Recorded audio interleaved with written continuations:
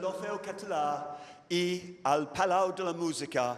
Us desitgem unes bones festes i un 2020 fabulós. Gràcies.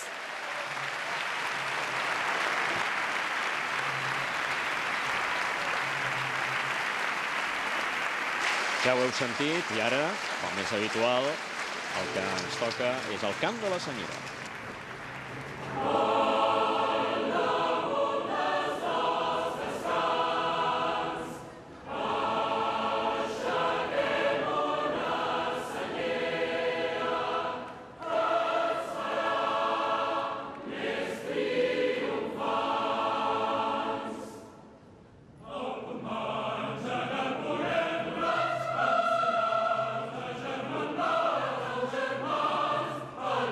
Send